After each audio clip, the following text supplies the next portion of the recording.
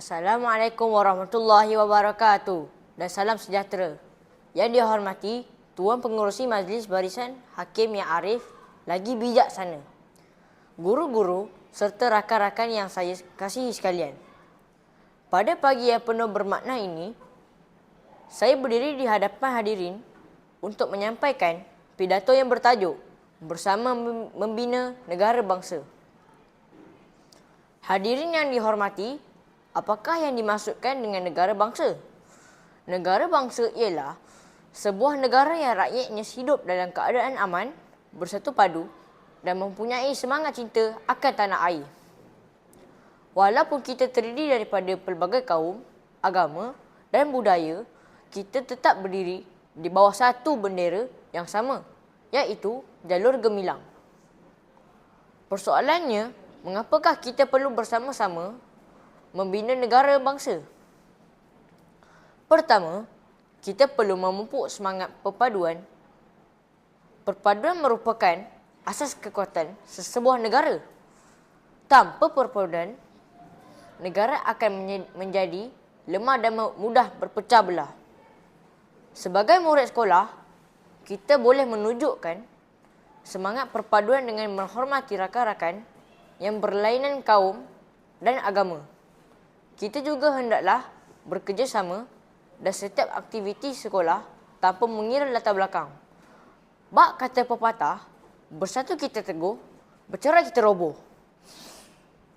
Hadirin sekalian, kedua, kita perlu mengamalkan nilai murni dalam kehidupan seharian. Sikap jujur, bertanggungjawab, hormat menghormati dan bertolak ansur dapat melahirkan rakyat yang berakhlak mulia.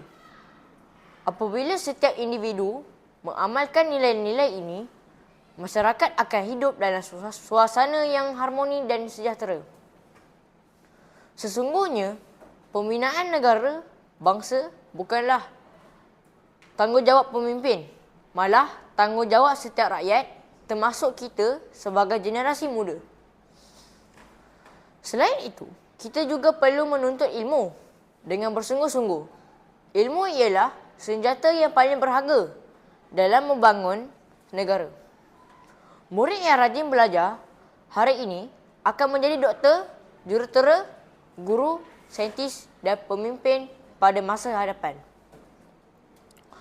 Oleh itu, kita hendaklah menggunakan peluang belajar yang diberikan dengan sebaik-baiknya demi kemajuan diri, keluarga dan negara. Hadirin yang dihormati, seterusnya kita perlu menyemat semangat patriotisme. Kita hendaklah mengenali sejarah negara dan menghargai pengorbanan para pejuang yang telah berjuang demi kemerdekaan tanah air.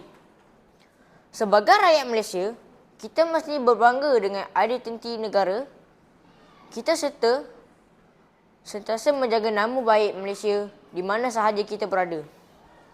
Akhir sekali, marilah kita bersama-sama menjadi generasi yang berilmu, berakhlak mulia dan bersatu padu. Janganlah kita menjadi rakyat yang hanya menunggu perubahan. Sebaliknya, jadilah rakyat yang mencipta perubahan. Walaupun usia kita masih muda, sumbangan yang kecil mampu memberikan impak yang besar kepada negara. Sebelum saya mengakhiri pidato ini, izinkan saya menjelaskan bahawa pembinaan negara bangsa memerlukan kerjasama semua pihak. Dengan perpaduan nilai murni, ilmu pengetahuan dan semangat patriotisme, kita mampu melahirkan sebuah Malaysia yang lebih maju, aman dan sejahtera. Bersama membina negara bangsa, bersama melakap masa depan gemilang. Sekian, terima kasih.